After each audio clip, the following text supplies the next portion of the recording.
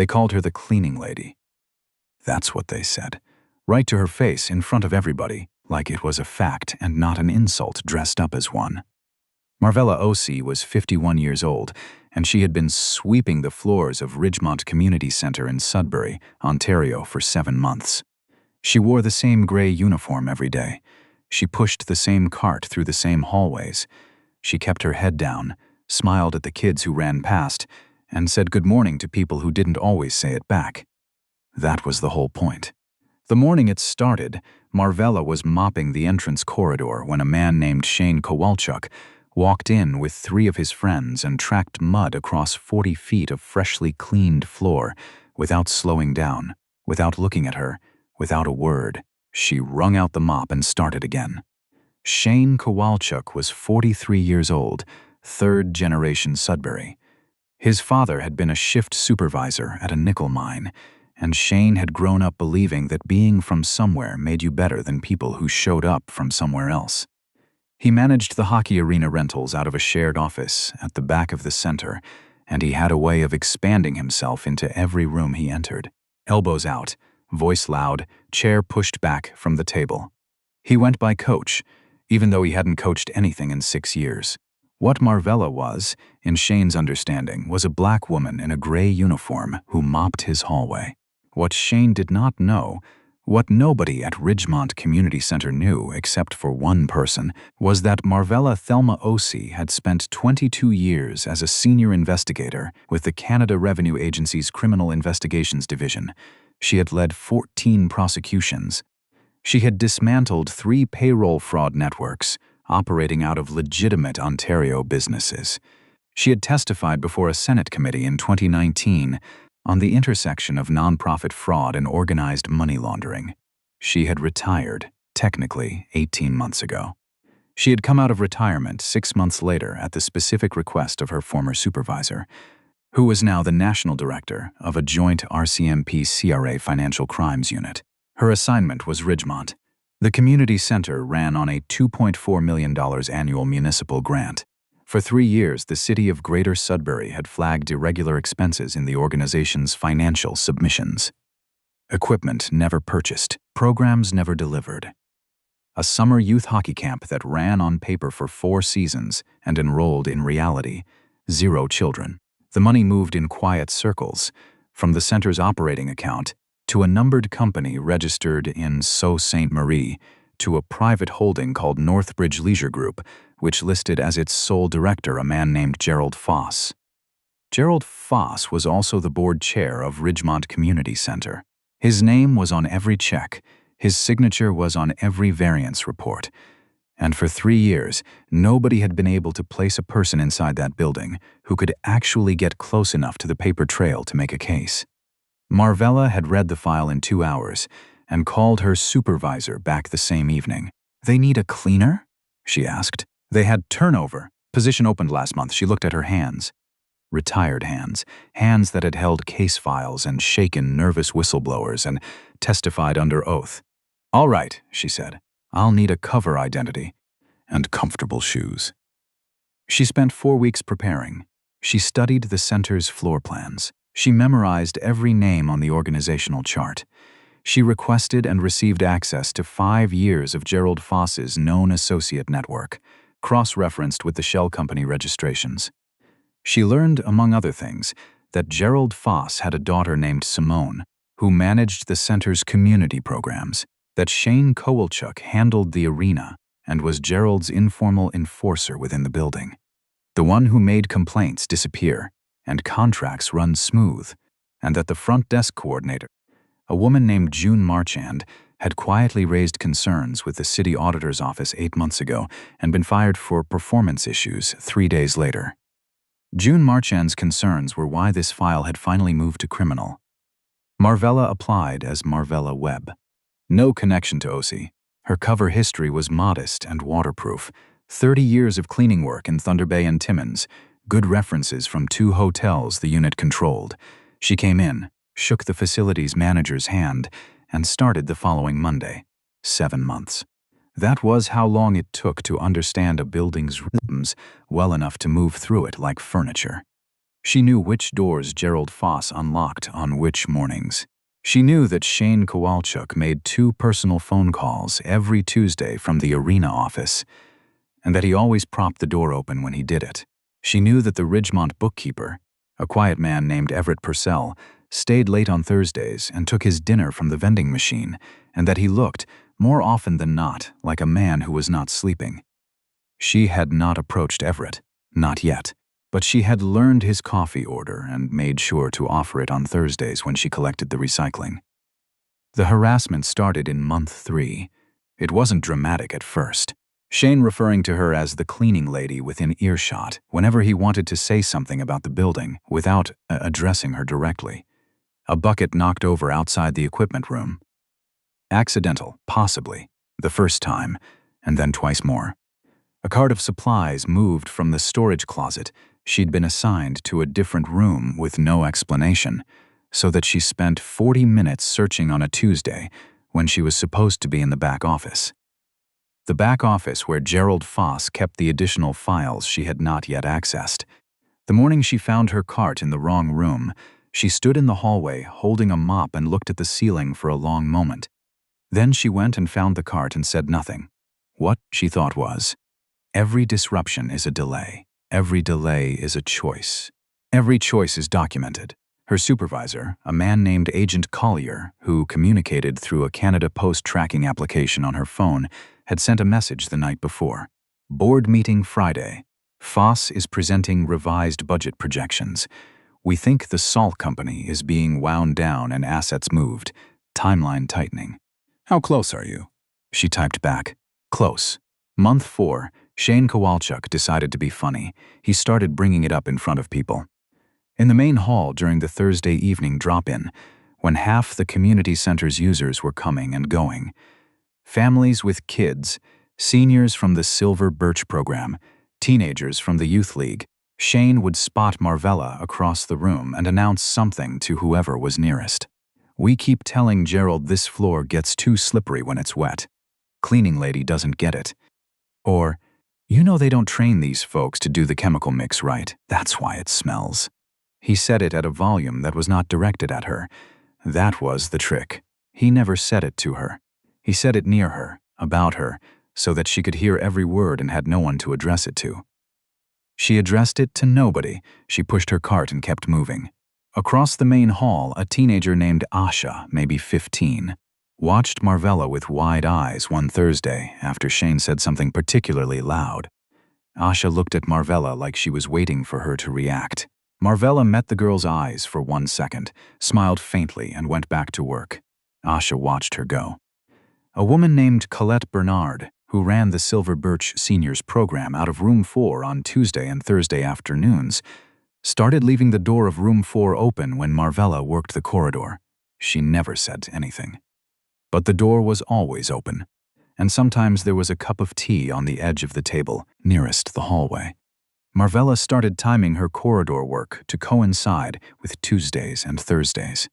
The thing people didn't understand about long game work, the thing Marvella had spent 2 decades learning and relearning, was that patience was not passive.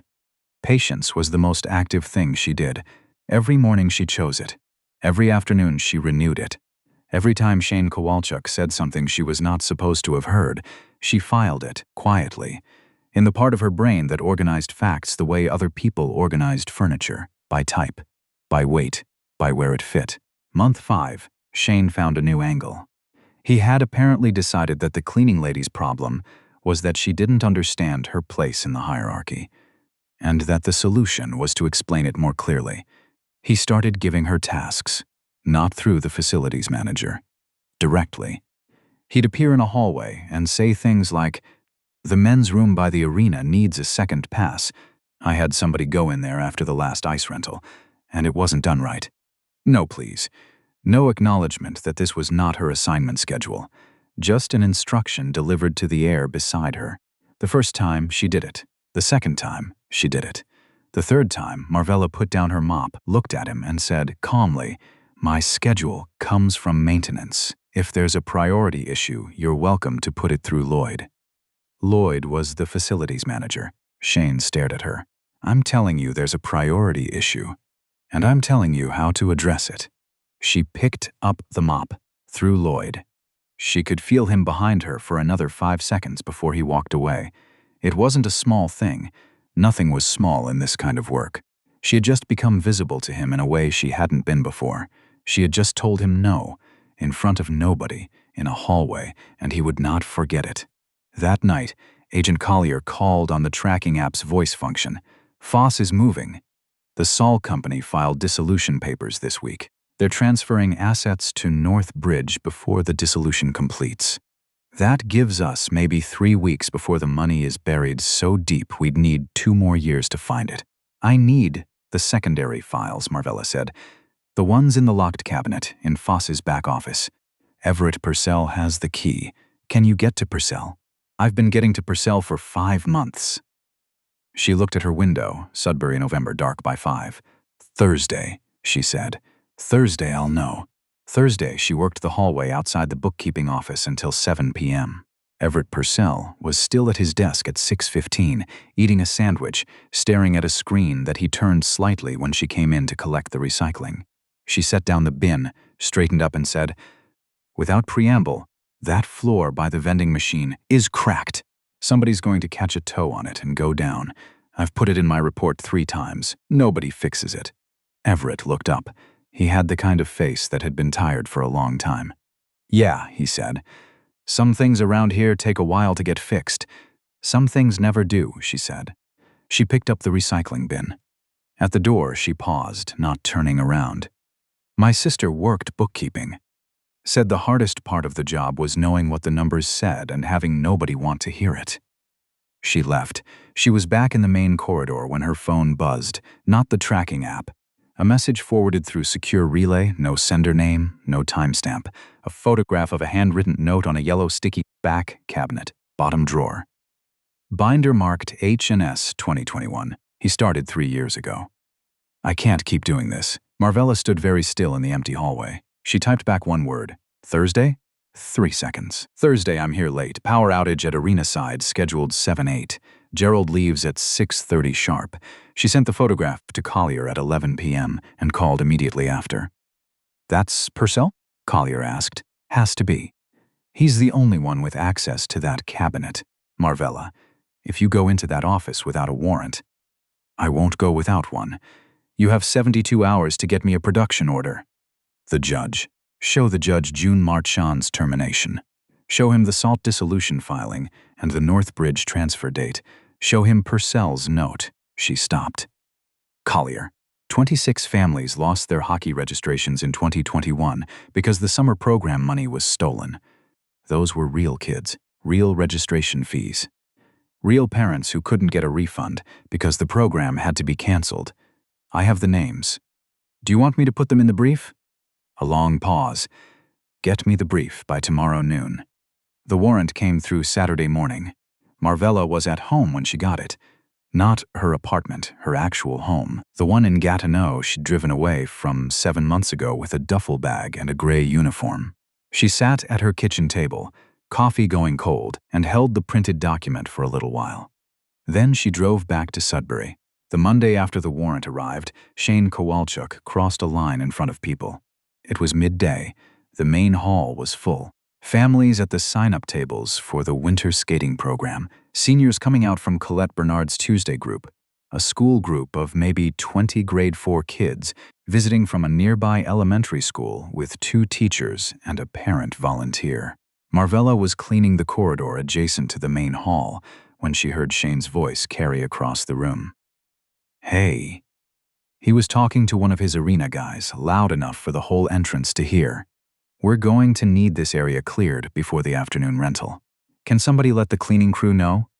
He paused, looked toward Marvella. "Oh wait, that's just her. Single-person cleaning crew. 1 woman, 1 mop. Tell her." A couple of his guys laughed. The grade 4 kids looked at Marvella. Marvella looked at them. She held the mop handle with both hands, easy, unhurried.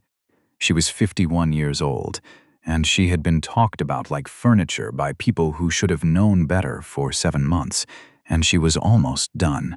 She turned toward Shane and said, at a volume the entire hall could hear, If there's a scheduling conflict with an arena rental, you'll want to take that to Lloyd before noon. He's in his office. She turned back to the corridor. I'll make sure this section is done.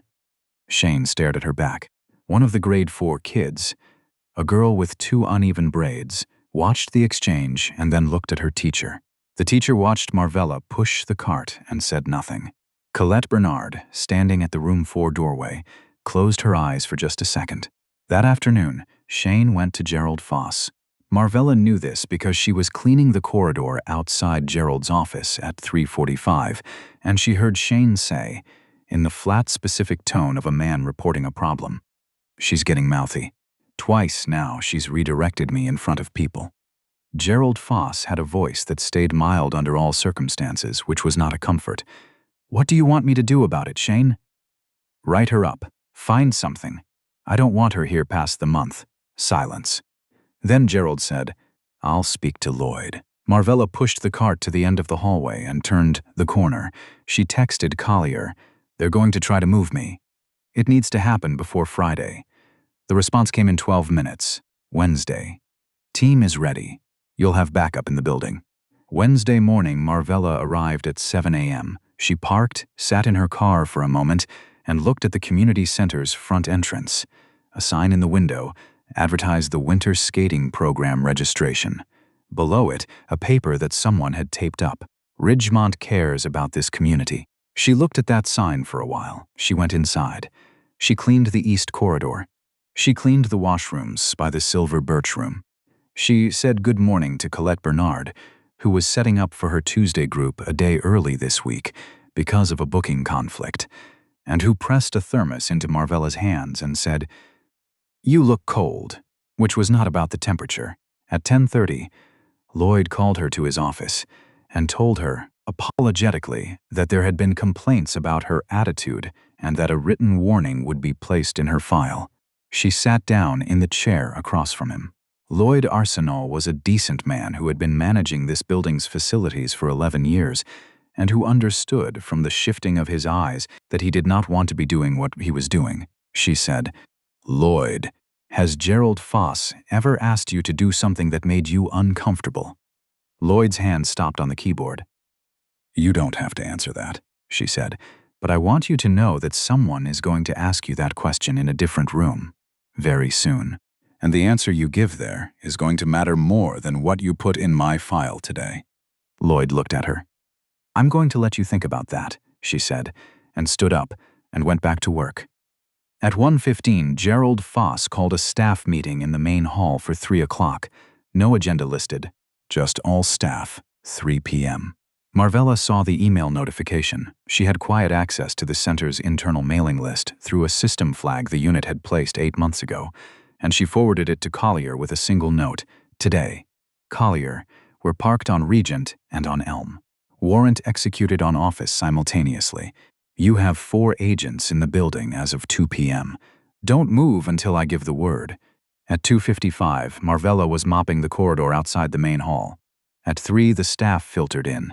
Lloyd from facilities, the program coordinators, the front desk person who had replaced June Marchand, Shane and his arena guys, taking up the back row, Everett Purcell, who sat in the far corner and did not look at anyone.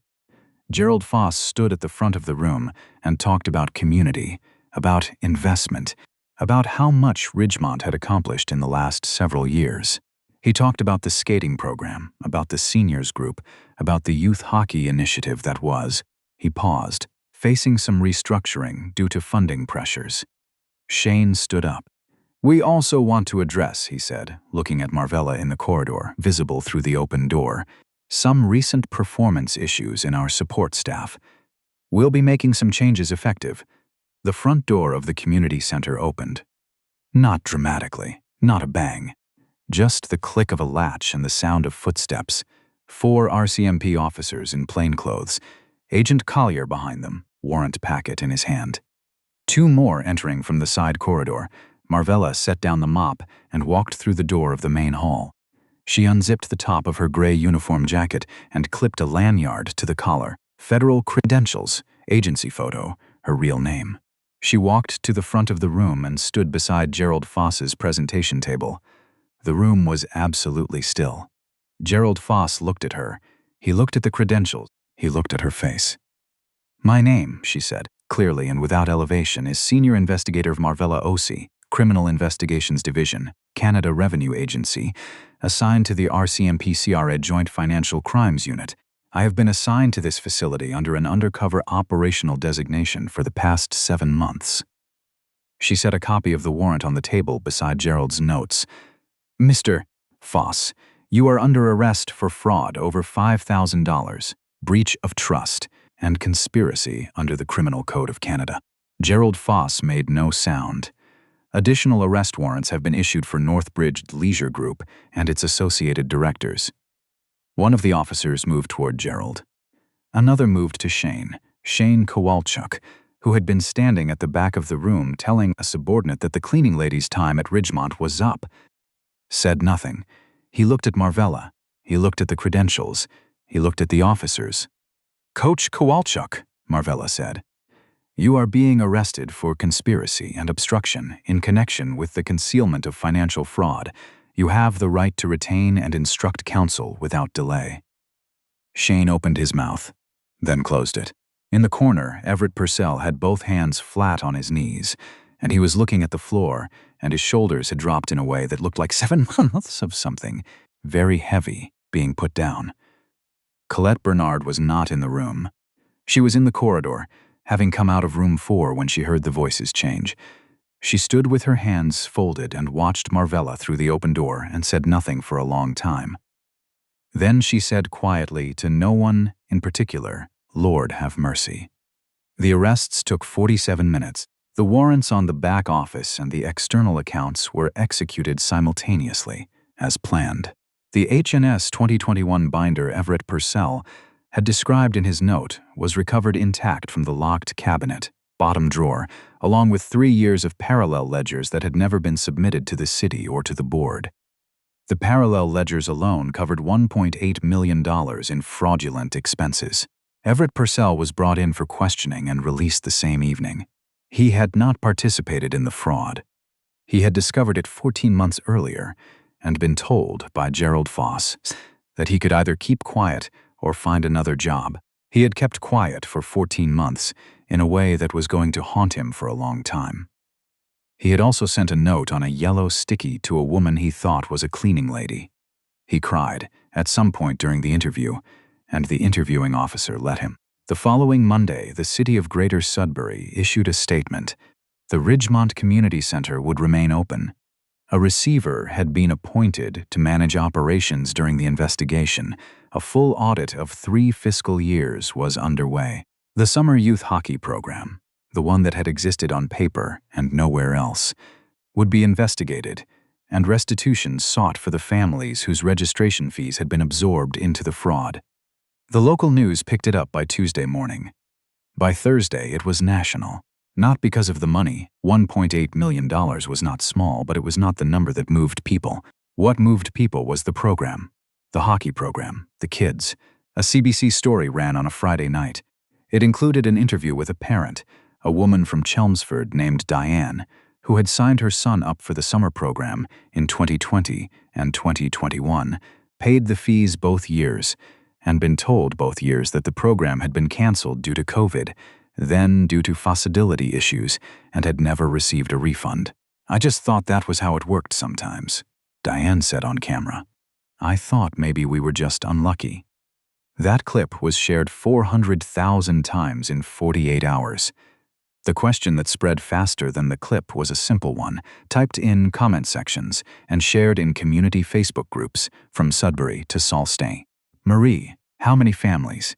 The answer the investigation eventually reached was 63 families. 4 fiscal years, registration fees ranging from $180 to $340, none of it ever touched a child. The city committed to full restitution. The process took 8 months. Every family received a check. Some of them had moved. Some had to be found. One family had left Sudbury entirely and relocated to Winnipeg after the 2021 cancellation, the mother having told the local press that she'd started to feel like the city didn't have room for her kids. That family came back eventually, not to Sudbury, But to the story when a reporter called and asked if they'd like to respond to the restitution offer, the mother said yes. Gerald Foss was convicted on 11 counts and sentenced to 6 years. His conviction on breach of trust was, at the time, one of the largest nonprofit fraud sentences handed down in Northern Ontario in a decade. The Northbridge Holding Company was dissolved. The Numbered So Company, already in dissolution when the arrests happened, was unwound in a federal proceeding and its remaining assets seized. Shane Kowalchuk pleaded guilty to 1 count of conspiracy and received 18 months suspended, with 2 years probation and a community service order. His lawyer argued he hadn't understood the full scope of what he was helping conceal. The judge noted that this explanation was difficult to credit fully, but accepted the plea on the basis of cooperation. Everett Purcell was not charged. He resigned from Ridgemont and after several months took a bookkeeping position at a credit union in Hanmer. He sent a short email to the CRA investigator's official address, forwarded to Marvella through Collier, that said only, "Thank you for seeing what I was trying to show you." Lloyd Arsenault, the facilities manager, gave a voluntary statement. He had been told twice by Gerald Foss that certain invoice discrepancies were being handled at the board level and he should not flag them. He had flagged them anyway, once, internally, and received no response. His statement contributed to 2 of the 11 counts. June Marchand, the front desk coordinator, who had been fired 8 months before Marvella walked in, filed a wrongful dismissal claim that settled in her favor before the criminal trial completed. She received a public apology from the city. She was also offered her job back, which she declined. She became, for a while, the person reporters called when they wanted a quote. She always gave the same one: "I just told the truth and got fired. Someone else had to come in and prove I was telling it." She didn't know, initially, that the someone else had been the cleaning lady. When she found out, she said, "Good." Colette Bernard's Silver Birch program received an emergency grant from the city 6 weeks after the arrests, the first time in 3 years the program had been fully funded. She expanded to 3 days a week. She hired an assistant. She also, with no fanfare, taped a handwritten sign to the door of room 4 that read, "This room is open to anyone who needs a minute." It stayed there. Marvella testified at the criminal trial in the spring. She was on the stand for 2.5 days. She answered every question the Crown put to her, and every question the defense put to her, in the same calm tone she had used when she told Shane Kowalchuk that his scheduling conflicts went through Lloyd. On the afternoon of the second day, Gerald Foss's defense counsel asked her whether it had ever felt dishonest, presenting herself as a cleaning employee when she was in fact a federal investigator. She considered the question for a moment. "I cleaned that building," she said. "Every corridor, every washroom, every surface in the main hall. I did that work for 7 months. The credential on my lanyard was the only thing I misrepresented." She looked at the counsel. "Gerald Foss misrepresented a children's sports program for 4 years. I'd encourage you to direct the question where it fits." The gallery made a sound. The judge did not gavel it, he just waited for it to settle. After the verdict, a reporter from the Sudbury Star caught Marvella outside the courthouse. The sun was still out for once, an April afternoon that had decided to behave. The reporter asked if she had a statement. Marvella looked at the courthouse steps, then at the parking lot, then at the reporter. "I'd like people to know about Everett Purcell," she said. "He knew something was wrong for over a year. He couldn't make it stop by himself. He took a risk when he didn't have to, and that risk is part of why we got there. People like that don't get enough credit." The reporter asked how she had felt. Spending 7 months being dismissed and talked over, she thought about it. "The hardest part," she said, "wasn't being dismissed. I've been dismissed before. The hardest part was watching what they did to families they were supposed to be serving, the hockey registration fees, June Marchand, and doing nothing every day on purpose because doing nothing was the job." She paused. "You don't get used to it. You just trust that the work at the end is worth the quiet in the middle." She walked to her car. She had a long drive back to Gatineau. She had a garden she hadn't been in since October. She had a sister she owed a phone call. She had a box of old case files she'd promised herself she'd finally organize. And somewhere in Sudbury, in the corridor of Ridgemont Community Center on a Tuesday afternoon, Colette Bernard opened the door of room 4 and put a cup of tea on the corner of a table nearest the hallway the way she always had. The hall was clean. Someone else was taking care of it now, but the tea was still there. I think about the 31 people who were in that main hall the afternoon Marvella Osei walked in and put those credentials on the table. Some of them had seen what was happening in that building for months or years. Some of them had looked away. Some of them had genuinely not known. And some of them, like Everett, like June, like Colette with her open door and her quiet thermos, had known and had done something small and careful and steady with whatever they had in whatever way they could. I keep coming back to Everett Purcell and that yellow sticky note. One sentence, sent to a woman he thought cleaned floors for a living because she'd said something about her sister and numbers and nobody wanting to hear what the books say. He didn't know she was a federal investigator. He didn't know if she could help at all. He just sent the note. Sometimes that's all it takes. Not the big gesture, not the dramatic stand. Just one person deciding that they've been quiet long enough and writing it down and sending it to whoever might be listening. The question I'll leave with you is the one I've been sitting with since I first read this case. When the moment came and the room went quiet and something was clearly wrong, were you the one who looked away or the one who sent the note? Tell me in the comments. And if this story stayed with you, share it with someone who needs it. Subscribe and hit the bell, because the next story is one that needs to be heard too. Your silence has value.